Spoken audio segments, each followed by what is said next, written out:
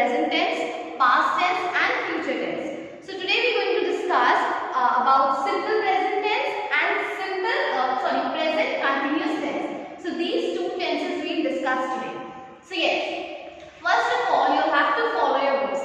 Yes, so open page number 58 and follow your books because I'll be explaining from the books and everything I cannot write on the board. So I want you all to see the books and so that you can understand it in a better way. Otherwise you won't get it.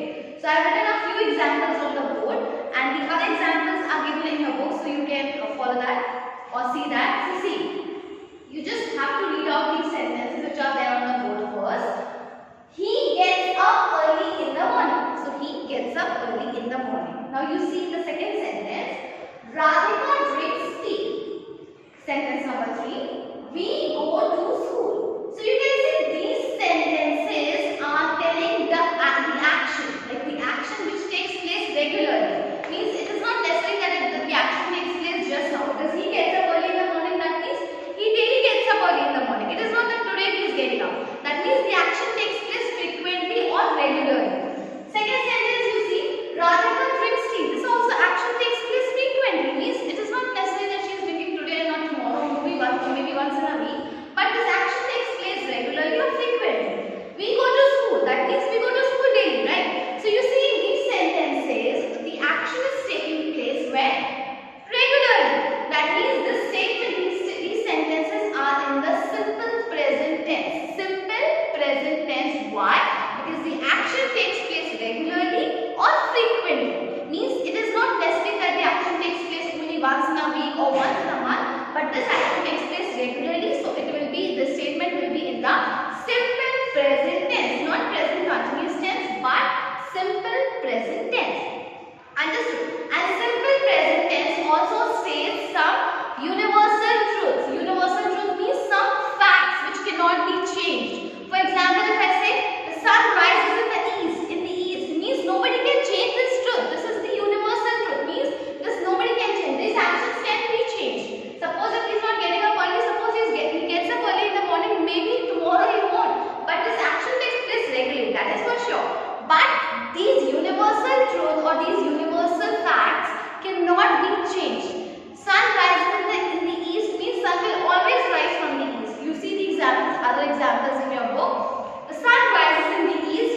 Honey is sweet. Honey is always sweet. You cannot change this fact, right? Honey cannot be bitter in taste. Honey cannot be salty in taste. It will remain sweet, right? So that means honey is sweet. This is the universal truth. Kangaroos are found in Australia. This is a universal truth. The earth revolves around the sun. This is also the universal truth that the earth revolves around the sun and won't revolve around the moon but will always revolve around the sun.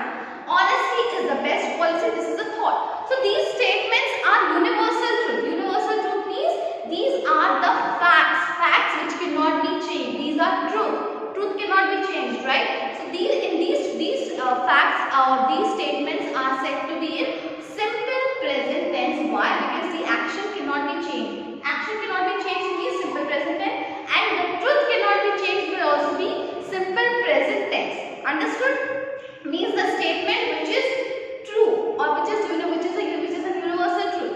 Universal truth cannot be changed, right? Similarly, regular actions cannot be changed. So regular actions or the universal truth will always be under simple present tense. These will always be called simple present tense. You see, simple present tense is used to talk about an action or work taking place now or maybe today or now. So simple present tense means the action which takes place today. So he gets up early in the morning means the action takes place regularly. If I'll say she takes tea daily, that means the action takes place daily. So the simple present tense means the action which takes place now or today. That is called simple present tense. And always remember, simple present tense can be of two types. One is present tense can be of two types. One is simple present tense and the other one is present continuous tense. So these statements are said to be in simple present tense. Why? Because the action takes place regularly or universal truth. For universal truth means the statements which state some action which cannot be changed. Means some universal truth or some facts which cannot be changed. For that, those statements are said to be in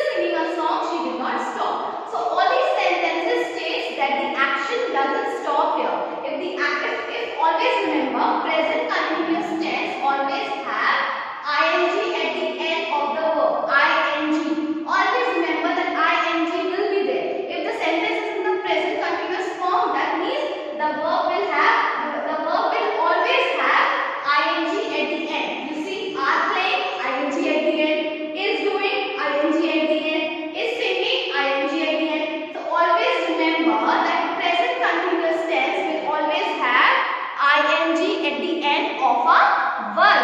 Verb, because verb only shows the action, right? So verb, here verb is showing when the action takes place regularly, but not in a continuous form. Here the verb is showing that the action is going on continuously, it did not stop. So always remember that in a sentence, verb only shows the action, the state of action, that whether it is going on, still going on, or whether it is in a regular form or the action takes place regularly. So always focus on the verb. So when there is ing at the end of the verb, that means the sentence is in the present continuous form. And always remember that present continuous tense is used to talk about the things that are taking place at the time of speaking. Yes, at the time of speaking means right now if I am saying she is playing means I am saying that she is playing means the action is happening in front of me at the time of speaking. When I am speaking, the action is taking place. Okay, action did not stop. I am not talking about past that she was playing. I am saying she is playing means she is still playing in front of me.